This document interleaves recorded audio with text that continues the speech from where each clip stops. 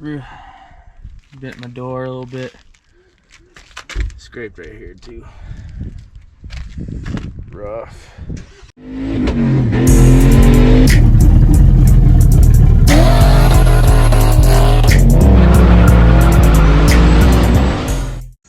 Sheesh.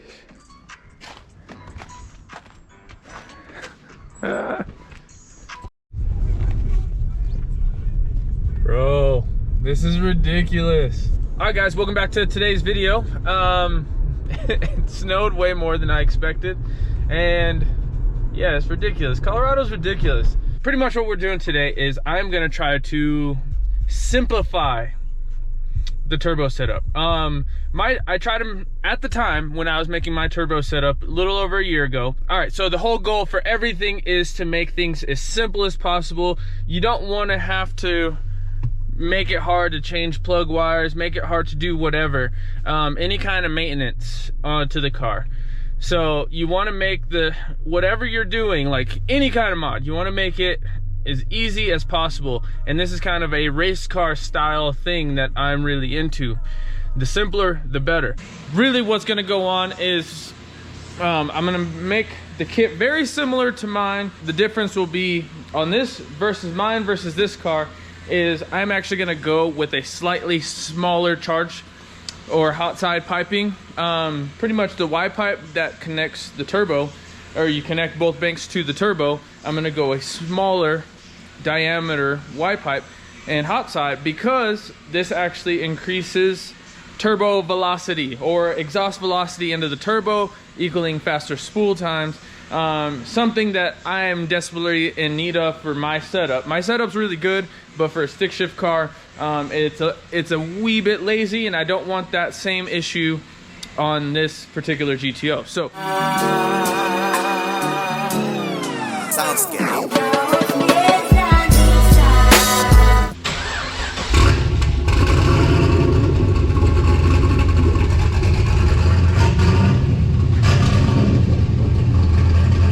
now my original setup was with the factory radiator. We are opting to do an AC delete on this one, so the condenser is going to go away here, the compressor, all the lines. We're going to try to get this nice and cleaned up. Virtually very, very similar to what my GTO is set up like. Also, this guy's going to go away. We're going to have a nice big 4-inch intercooler on the front here. Okay, so I also been getting several messages on a single turbo kit for the GTO. Honestly, I do not want to provide this service, and this is why. The reason why is there's so much cutting and trimming, and I know a lot of you don't want that for your cars. And I don't think it's a very, very good plug and play kit for the GTO unless you really want to go full race car. Now I do believe a small twin turbo kit would be better, but it just makes all the kits I've seen other than the Herrera makes the engine bay very, very crowded, and that takes away the simplicity of working on the car. So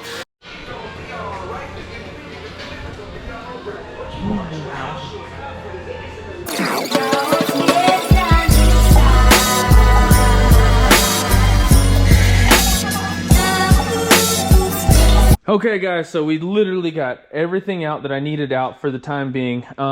Next on the agenda is I gotta lower the engine back down.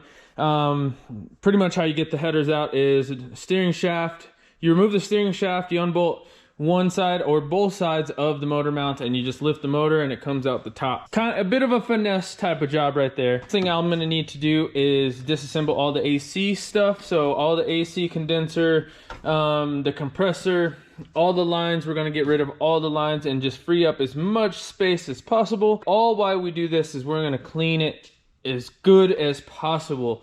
You know, it just over time, you know, like anything else, everything accumulates dirt, grease, and grime, and I don't like it. My goal is to have it as clean, if not better, than what I have in my car. So this is direct reference. You know, mine's a little dirty because I drive it quite often, but no grease or grime. This is all just dust particles from the ground. But other than that, it's really, really clean. So we're gonna try to duplicate that onto this guy and then some. So I'm gonna try to work around the factory radiator and try to keep a lot of the factory stuff, so stuff is very easily replaceable.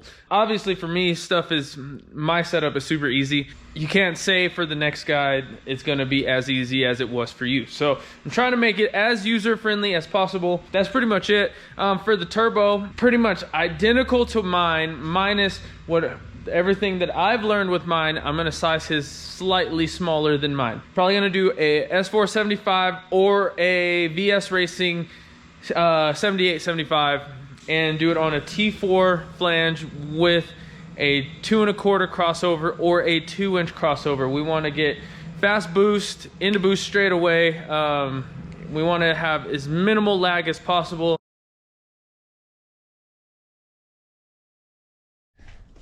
Well, sad day. After working on the GTO all day, I was really happy about everything. Then I come to find out that the neighbor accidentally backed into the Z and got my fender pretty good. Bent my door a little bit. Scraped right here too. Rough. Well, I did say that I was planning on putting the Z in the shop and really getting to work, so now this is more motivation to make stuff happen. My wife's been over here trying to cheer me up because I've been pretty sad about it. So